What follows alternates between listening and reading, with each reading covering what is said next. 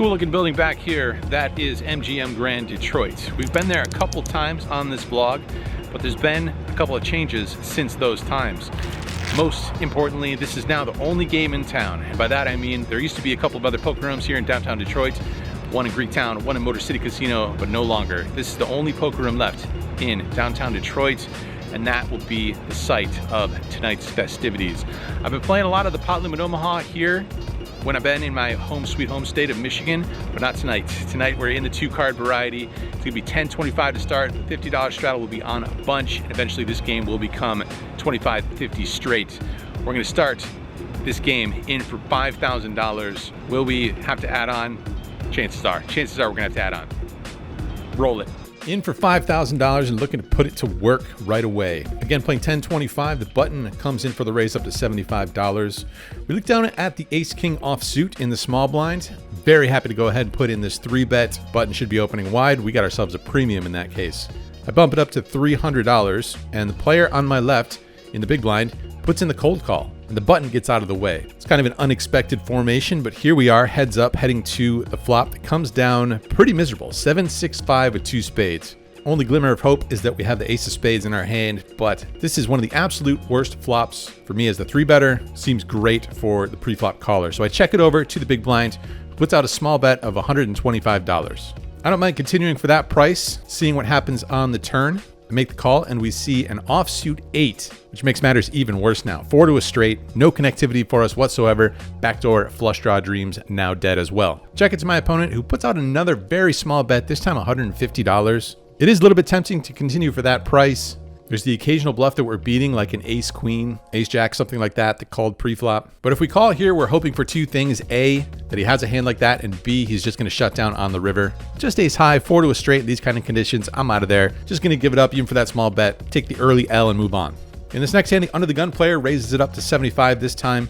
Player on his immediate left puts in the 3-bet up to $250. And we look down once again at Ace-King, but this time of the suited variety in late position now. This raise and 3-bet comes from the earliest of positions. And when that's the case, ranges are going to be as snug as they can get. But cold calling 3-bets pre-flop doesn't seem like a winning strategy too often. I try and avoid that wherever possible. So I say we get after it here once again with our Ace-King, and this time I put in the 4-bet up to $650. Back over to the initial raiser now, who gets out of the way and makes the fold. But the player on his left in under the gun +1 thinks about it for a while, checks out my stack, and then decides on a call.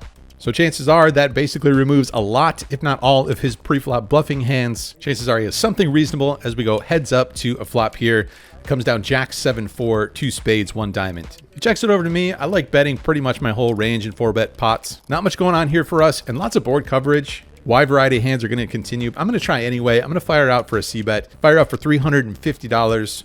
My opponent once again gives me a look up and down before making the call. Hoping for a Broadway card here on the turn, but it does not come. It is the deuce of diamonds. My opponent checks it over to me again. And as I said, those early initial raises, they came from the earliest of positions. So I think ranges are going to be pretty solid and pretty snug in that kind of a spot. Just decided to take my free card with a check back here and not blast off into somewhat of stronger ranges that you would expect. Looking for some help here on the river, but once again, no love. Offsuit 4, and my opponent starts assembling some wagering chips, this time firing out for over $1,100. I believe it's $11.25. Got just ace high here. Don't think it's impossible for us to have the best hand, but pretty tough to find a call here. 2 hands in a row with no improvement. The Ace-King, just have to let this one go as well. And time to add on for a little bit more money. I add another $2,000 to my stack, now in for $7,000 total, heading back into battle. In this next hand, there's a limp from the under the gun player, and we look down at King 10 offsuit. Not quite as premium as Ace King, but I think versus a limper, I like to get in there a lot. Gonna bump it up here, a couple of Broadway cards, and make it $100 to go. And isolate, we do not. We find 3 callers putting up resistance. So got ourselves a typical multi-way live poker pot heading to the flop 4 ways, which comes down King, 9, deuce, 2 hearts, 1 diamond. 2 checks over to me. Going to try and clean this up a little bit. Fire out for $150. I think betting a little bit on the smaller side in multi-way pots makes sense. And we managed to shed 1 opponent before player in the big blind makes the call, as does the limper. 3 ways to a turn card, which looks pretty damn good to me. It's a king of diamonds, second diamond. Now we got ourselves trips. Feeling a little bit better about my kicker, obviously.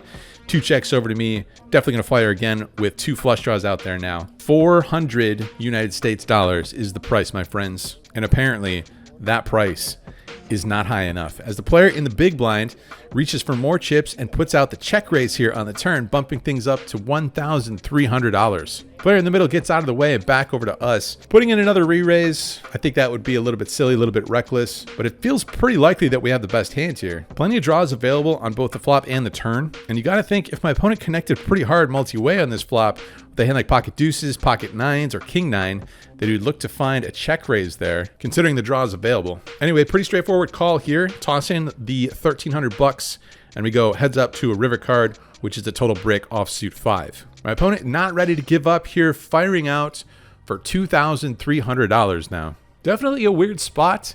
Feel like my kicker shouldn't matter too much here. I think ace-king would find a 3-bet pre-flop a pretty fair amount of the time. I feel like king-queen would have to be worried about ace-king and pocket nines. Same thing for king-jack. So that just leaves some sort of slow-played hand on the flop or some sort of missed draw that is going for it on the turn and now the river. I have a small amount of history with this player. I know he's capable of doing this with some bluffs. It's not like I was betting massive on either the flop or the turn, so maybe he picked up some weakness in his mind. But let's be honest, we've got ourselves trips. Unblock the front door flush draw. We're not going to be finding a fold here. I toss in the call. What you got, my friend? And my friend has the old king deuce offsuit, I believe, for a flop top and bottom, turn full house, which is a little bit unfortunate to say the least. Full house when we make trips. Don't love to see that. And these are no small bets that we're paying off here. So we get whacked a little bit here. I think for sure a little bit unlucky, but also maybe a little bit loose pre-flop by me. But also this guy has king deuce. So if we're getting called by that, maybe it's not so bad. Either way, we're in the hole now, my friends. Deep in the hole, stuck between $5,000 and $6,000 in the early going of this session. But did I drive all the way to downtown Detroit to give up and not add an additional $4,000 onto my stack? No, I did not. Take those 4 orange chips, put them on my stack, now in for a total of $11,000 into this game of poker. Hoping things do not get too out of hand here. Hoping to find some good cards, and we look down at an ace-7 of diamonds. That's an ace, and it's suited. I'm gonna go ahead and raise from the under the gun spot up to $75. Once again, we see 3 calls. Once again, another casual multi-way live poker pot. 4 ways to a pretty beautiful flop, 10-9-6 with 2 diamonds. Not flush draw plus gutter. Lots going on there for us. Now, I don't necessarily think that one needs to play a balanced strategy. I feel like that has been cast by the wayside in recent years when it comes to live poker. Leave that stuff to all the internet poker nerds out there who are probably making tons of money. But anyway, I feel like this flop should hit somebody. So many hands that can take a stab here. And it feels like we got a pretty decent candidate to find a check raise with. So I decided to check it, and what do you know? Action checks all the way through. Turn is an offsuit 8. That gives us a straight, perhaps a fine time to put in a wager. Maybe we're free rolling versus another 7. And on that note, I decided to check it. Don't necessarily love this check looking back. Maybe my head is spinning a little bit from being stuck $5,000 in the early going. And once again, action checks all the way through. So far getting no value. And on the river, we see the 9 of diamonds. So we've upgraded even further now to the nut flush. The player in the big blind now leads out for $200. Feel like we have to go for a little bit of missed value on prior streets. Let's bump it up now. See if we can squeeze out some value from trips, or maybe a straight, or maybe a worse flush. Put in the raise up to $575. 2 players behind me get out of the way, and it's back over to the player in the big blind. We're rooting for a call. And my opponent announces nit call. Not sure what he means by that. I roll over the nut flush, expecting to see a worse flush, but no. My opponent shows us the 9-6 offsuit. Flop 2 pair, turn checks through, and rivers, my friend, a full house here as we river the nut flush. Just pretty much a disaster of a session thus far. Not exactly going well, not exactly playing great necessarily, but things certainly not falling in our favor so far. Stuck essentially $6,000 now. And we've only been playing for maybe an hour and a half, if that. Not exactly what we had in mind when we left the house today to go play some poker. All right, we carry on. We power through. We do not give up. I'm locked in. I'm looking to play a long one if need be. We got our shovels now. We're going to have to dig ourselves out of this hole. In this hand, we see the player in the under the gun spot come in for the limp. Player in the under the gun +2 spot comes in for the raise up to $125. And we look down at the 8-7 of spades in late position. Decent chance this raiser is looking to isolate that limper. Also seems like a good idea to mix in some suited connectors into our 3-betting range. Those two factors put together leads me to a 3-bet of $400. Limper gets out of the way with a fold, and the initial raiser in the under the gun +2 spot makes the call. So heads up to a flop that comes down favorable for our holding. 10, 9, 6, 2 hearts, 1 spade. That's the nuts plus backdoor redraw. Perhaps the tables have turned. My opponent checks it over to me. Of course, we're wagering. I fire out for $300, and my opponent delivers a beautiful sight. Puts in the check raise, 4-figure amount of money, $1,125. You absolutely love to see that when you are buried in the early going. Put in the 3-bet and flop the nuts and get check raised. It's the stuff of dreams. Now we've got a little bit of a decision here. We've got ourselves somewhere in the neighborhood of $4,800 or so in our stack at this point. Calling might be pretty standard here since we're in position. We'll always be able to decide whether there's further bets that go in on later streets. We also don't shut out his bluffs or his semi-bluffs with a flat call. But the board is so wet and dynamic, you would hate to see some sort of a card that kills any sort of action for the times that he happens to have a 2-pair or a set. And we're not super deep. We're not shallow, definitely not shallow, but we aren't super deep in this spot. I think it's close call, but in this spot, with me losing piles, maybe my image is not great at this point, and chances are my opponent either has a good hand or a big draw. Forcing both of those hand classes to put in a lot of money right now doesn't seem like the worst scenario. So I decide on the aggressive route. I go ahead and 3-bet jam here on the flop for about $4,800 as mentioned. My opponent, after getting a good look at the stack sizes, at the count, decides he's in there. He makes the call. Feeling pretty great about it. Of course, we flopped the nuts. How can you not? I announce that I've got the nuts. I ask if he wants to go once or twice, and he says he always goes once. That's fine by me. I show him my hand, and we're off the turn and river. Turn brings the queen of spades, so we do pick up the backdoor flush draw, and the river brings a 6 of spades. So we started with the nut straight, but we actually end up with a flush here. But what's crazy about this hand is that my opponent rolls over the king jack of hearts, which actually flopped a combo draw and turned the nuts. So we were losing on the turn, and we needed to make a flush on the river in order to scoop this pot in. And that is what happens in this scenario. Just an insane run out. 2 big hands colliding here.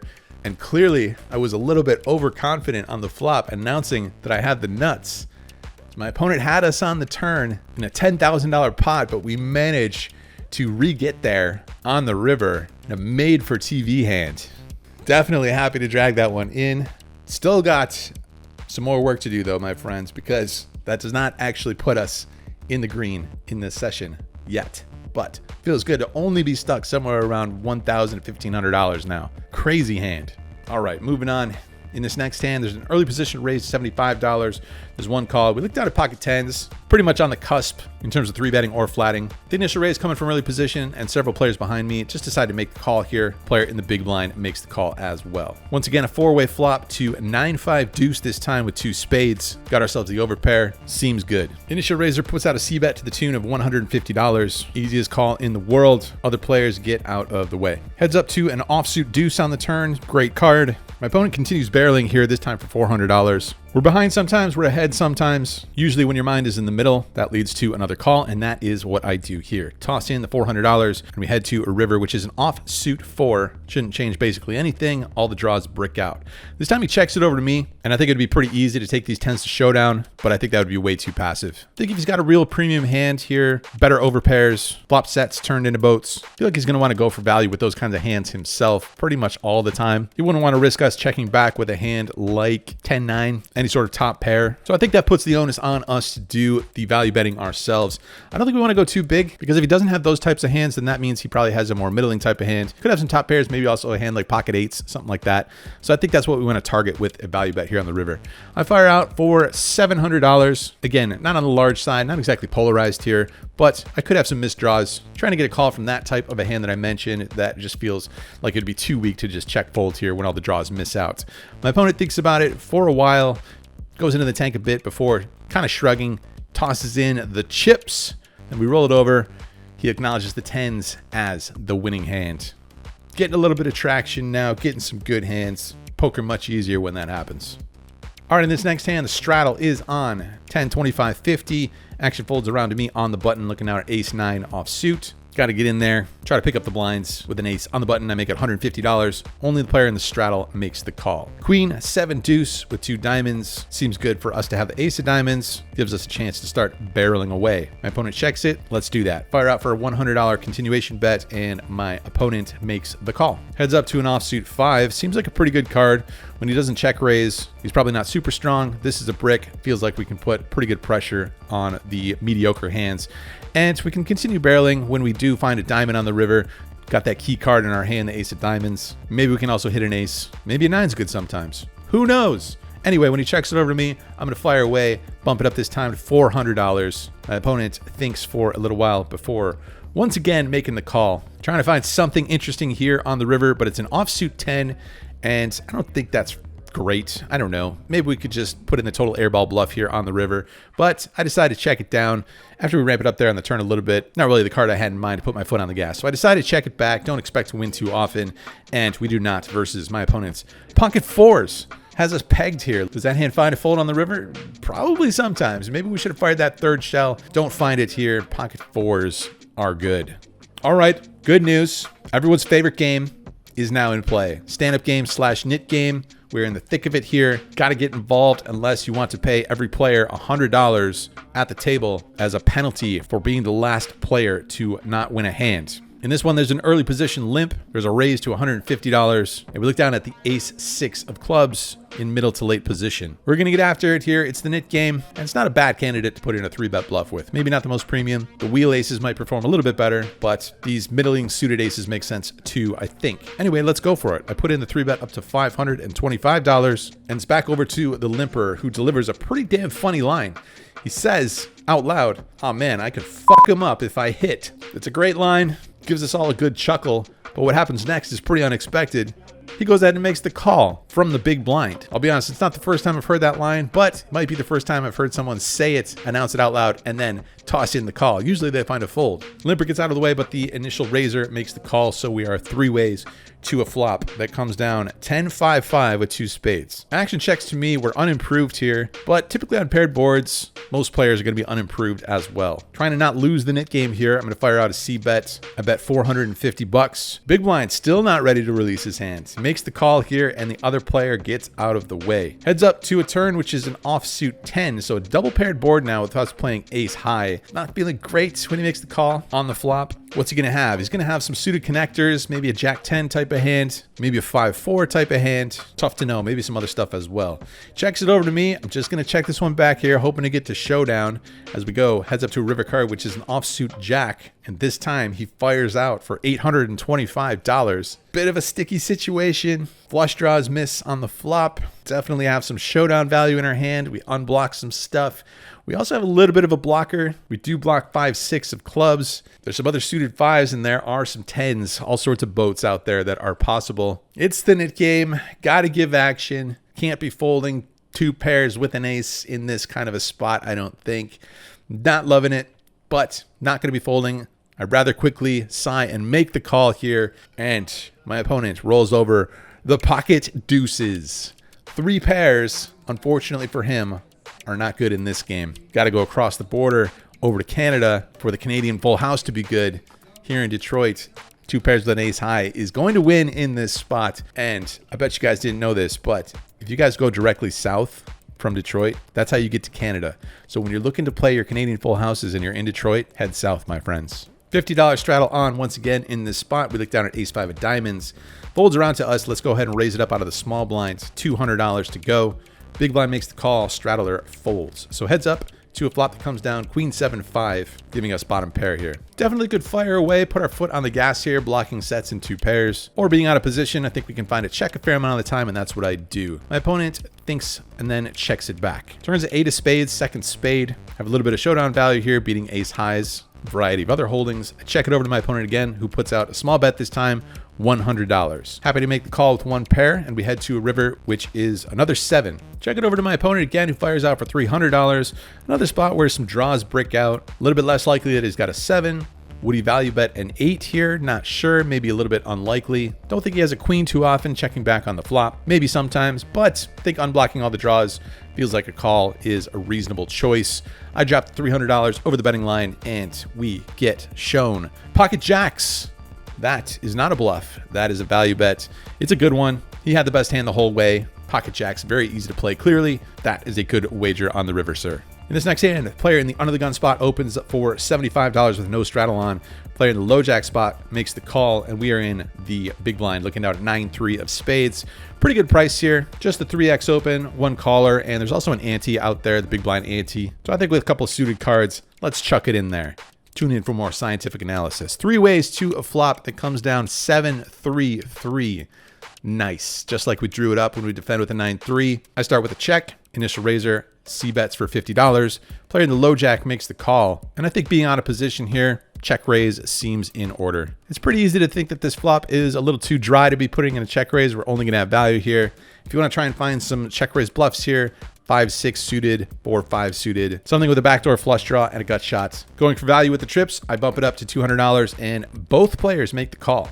So still 3 ways to the 8 of hearts on the turn, second heart. And with both players make the call, it's kind of interesting. I guess we could be behind sometimes. Ace-3 is possible. Pocket 7s, pocket 8s. Do we want to blast away with our trips? 9 kicker? Probably not. And if I did have one of those draws like 5-6, 4-5, something like that, I think I would choose a sizing that sort of sets my own price to draw. I bet out here for $375, which is a little bit on the small to medium side. Seems okay. And once again, both players make the call. So still 3 ways here, heading to a river card, which looks pretty nice to me. It's an offsuit 9, upgrading our trips 9 kicker to a full house.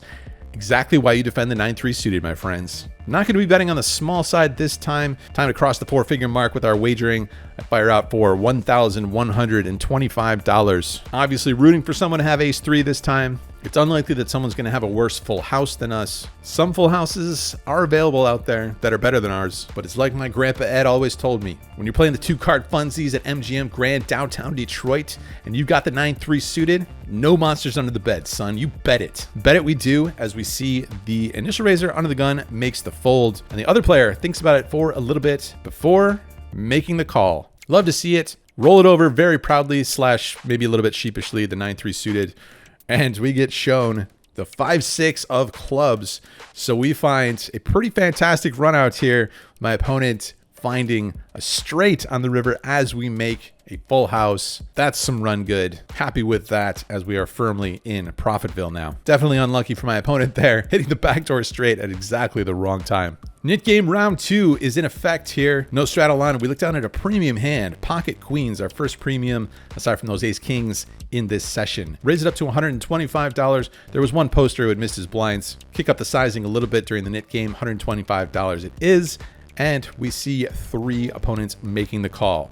So another 4-way affair heading to the 10-7-6 rainbow. Player in the small blind checks it. A lot of connectivity on this board. Those middling cards definitely good for the preflop callers. So I decide to start with a check here as well. And the player on my left puts out a bet, this time $250. Player on the button calls, having to make the call here with our very disguised overpair. Turn is the 5 of hearts, second heart. I check it to the flop better, who fires again here, this time for $600. Other player folds and it's back over to us. Once again, we're going to be calling here because he could very easily be value betting worse. A hand like ace 10, I think, is going to find a bet. Some king 10 suiteds. And although there will be some times where we are behind here, our hand is a little bit forced, and we toss in the call. Heads up to a river card that comes the 4 of hearts, which is a pretty miserable run out for this one pair of queens. 4 to a straight and 3 to a flush on board now. Not sure I can stand any more heat. So I check it over to my opponent, hoping to get to showdown, and we do, as my opponent checks it back, but he shows us pocket 7s. So my man flopped himself a set, and the queens were pretty much smoked as soon as we saw the flop. Not going to be too much we can do here. Anytime you got yourself a premium overpair and your opponent flops a set, in the knit game no less, that's going to be formula for losing money. Knit game still in effect here, as we see an early position raise up to $100. And we look down at the finest hand in all of poker. Pocket aces in the knit game versus a raise. This is the dream, my friends. Go ahead, bump this up with a 3-bet to $400 next to act. Player 2 to my left makes the cold call, and the initial raiser calls as well. So over 1,200 bucks in the middle as we head 3 ways to a flop. It comes down 10-9-3 rainbow. Player in early position checks to me. Definitely not a terrible flop. The player who cold called, he could have pocket 10s or pocket 9s. I think that's a reasonable sort of region of the deck to put in the cold call. Obviously, I think we want to go for some value with our pocket aces. It's the nit game. Let's fire out here.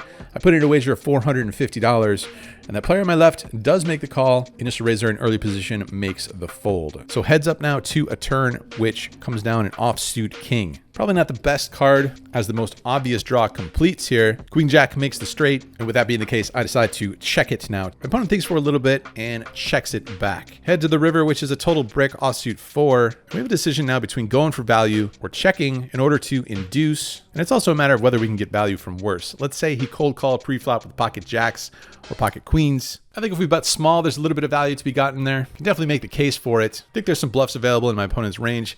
8-7, that's a whiff. 7-6 was getting an okay price on the flop too. Yeah, it kind of sucks at times he just checks down with a jack 10 suited, but there's not a lot of value to be gotten from those hands. We'd have to bet small, hope to derive some value that way. I decided to check it over to my opponent, see what he does here, and he starts grabbing some chips, and it's not a small number of chips, this time firing out for $1,200. Interesting, I guess he could have slow played some sort of value hand that he turned, such as a straight or 2 pair. Doesn't really matter and doesn't require that much analysis. We've got pocket aces here. Never folding, I make the call pretty quickly, and we get shown the king queen, which flopped himself, gut shot plus 2 overs, and unlucky for him, turns top pair.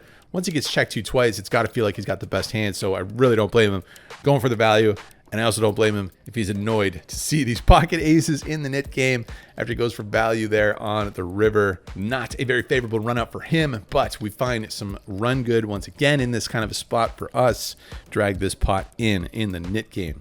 In this next hand, the straddle is on, and there's an early position raise up to $200, and we look down at pocket 10s. I'm tired of this passive stuff with pocket 10s. Let's go ahead and put in the 3-bet up to $600. And once again, the player 2 to my left puts in the cold call. Action back around to the initial early position raiser, who decides still not enough money. He's over the passive pre-flop stuff as well, putting in the 4-bet up to $1,850. Not a super great spot now with our pocket 10s, and we're not super deep to start this hand if you consider the $50 straddle as a big blind. I covered my opponent and he has somewhere around $8,000 or $9,000. So that means we're somewhere around 160 to 180 big blinds effective.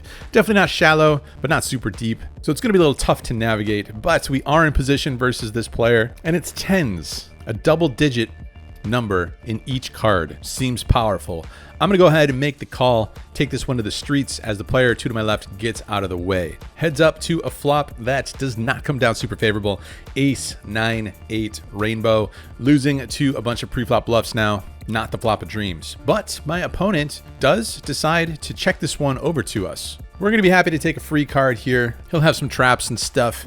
He'll have some better hands. We could try and leverage the ace, but we can't improve too often with our pocket 10s. So just decide to check it back, and we improve on the turn as we find the 10 of clubs on the turn. That's the good news. The bad news is that my phone runs out of storage in this spot. Unfortunately, the filming stops here, but I can relay what happened. Definitely some run bat as this hand gets very interesting. My opponent now finds a delayed c-bet, fires out here for $1,300. Very interesting spot here. Some straights available, but seems super unlikely that he would have those and not find a c-bet on this flop on an ace-high board. He'll have some traps. He'll have the pocket aces sometimes. I think we shut out all of his pocket kings and pocket queens when we go ahead and raise/jam this turn card. I don't think he's going to call with ace queen. He might find a call with ace king, of course, but I think we push out a lot of his other holdings if we go ahead and raise here. So I make the call in position and we head to a river card, which is definitely an interesting one. Pairs the board and brings in the backdoor flush draw on the 9 of clubs. Happy to see some more wagering, but my opponent finds a check now. There's somewhere around $5,000 left to play for. The pot is now bigger than that amount of money, and we've got a nutted hand. I don't think a smaller amount of money makes too much sense. I don't think a hand like kings is going to pay off too much money no matter what. So let's bet a lot, try and cooler the ace king with the king of clubs for the maximum amount of money. Fire out for a lot of orange chips, somewhere in the neighborhood of $5,000, which covers my opponent. He thinks for a little bit, checks his cards, cards, not too pleased with it, and sends his cards into the muck. So we get to drag a lovely 4-bet pot here. Love to see that turn card, of course. Things working out for us aside from our phone storage running low. Switch over to the backup phone. The show goes on. All right, straddle either on now or we've switched the game over to 25.50. Not sure at what point that happened, but $50 big blind in effect as we see a middle position raise up to $175. Look down at the Queen Jack offsuit. Maybe don't want to make a habit of calling with these offsuit Broadway cards, but whatever. I make the call and we see two other players call as well. 4 ways to a nice one. Queen Jack 7 rainbow, top 2 pair. Action checks over to me. I'm betting it. I fire out for $200. Seems like an okay sizing multi-way on a dry board. Player in the cutoff says not enough. Lines the raise and kicks it up to 600 MGM bucks. 2 other players out of the way. Obviously, we are making the call. Heads up to the 6 of diamonds, second diamond on the turn. Check it over to my opponent, who now checks it back, which makes me believe that we basically always have the best hand here, because once that 6 of diamonds hits the turn, multiple draws available now. A set of 7s basically always has to find a bet on that turn card. Looking for a clean river card, and it's an offsuit 8. Some straights available, 10-9 being the most obvious. Some straights missed though, like King 10. So if I'm gonna value bet, I think I wanna size up here like I would if I had a missed draw. So I fire out for $1,200. Opponent thinks about it for a little while before making the call, and we roll it over. And of course it is good when he just flat calls. And we are definitely finding a lot of run good, making a lot of hands in the later parts of this session. Firmly into the green now. We are up several $1,000s, which feels great after being down $6,000 in the early going. Big turnaround so far. More poker to come though. We're still locked in here in the late night hours in downtown Detroit. Playing 25.50. Player in the hijack raises it up to $150. Player in the button calls, and we look down at the 10-5 of spades. Once again, let's find some defense. Toss in the call, closing the action, and we go 3 ways to a flop, which comes down 6-4 deuce with 2 spades. And that, my friends, is a combo draw. Check to the initial raiser in the hijack, who checks as well. And the player on the button puts out a wager himself. Player out for $200 in position. If we're ever going to find a check raise, combo draw definitely fits the bill. Good bluffing candidate here. Go ahead and check raise up to $600. Initial raiser in the hijack folds, and the player on the button not ready to release yet. He goes ahead and makes the call. Heads up to a turn card, which is the Queen of Hearts, which clearly does not help us. But we're going to leverage this 5 here. We block straights. We can easily have close the action, defending with 3-5 suited. Check folding would be egregious here. Check calling with 10 high seems awful. Let's fire again, this time for $800. And that, this time, is good enough to get the job done. And this is what it feels like to be clicking on all cylinders. Definitely running good, finding some great spots. Can't blame my opponent for fighting a fold because we've been turning over monsters. This time we get to drag it in though with a 10 high. All right, the stakes have crept up even further now.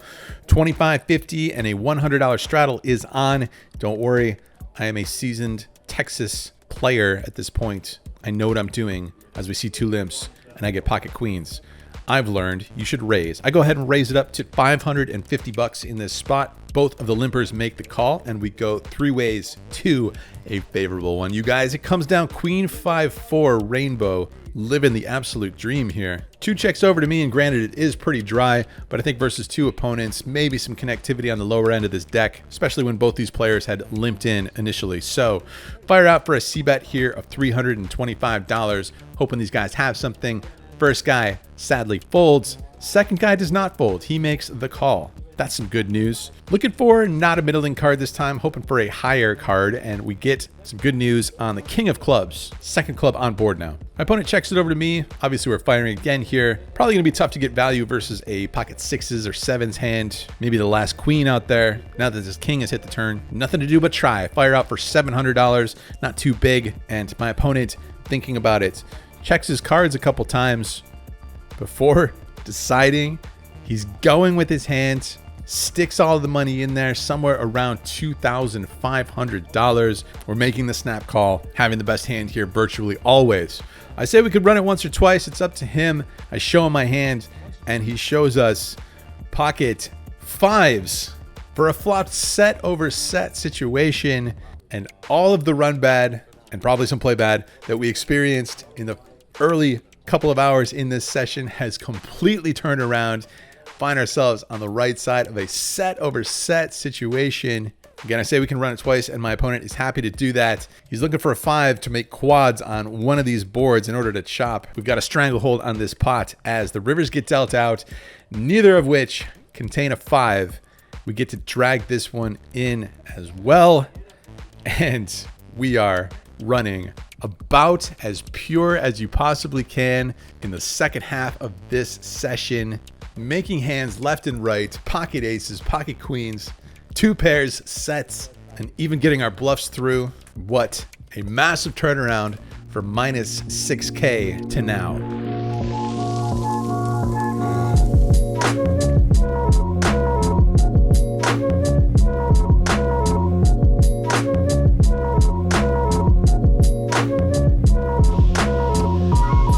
Guys, you know what's awesome? Downtown Detroit. Downtown Detroit is awesome. Of course, vibes could be slightly elevated following a pretty sweet win at MGM Grand Detroit. Get into the 10, 25, 50 game for $11,000 and cash out for $26,465. That is a profit of $15,465. Feels good. Much appreciation to those guys putting together that semi-private game. Really fun group of guys, really nice group of guys. And I'm not just saying that because they let me win $15,000. I mean it, I mean it.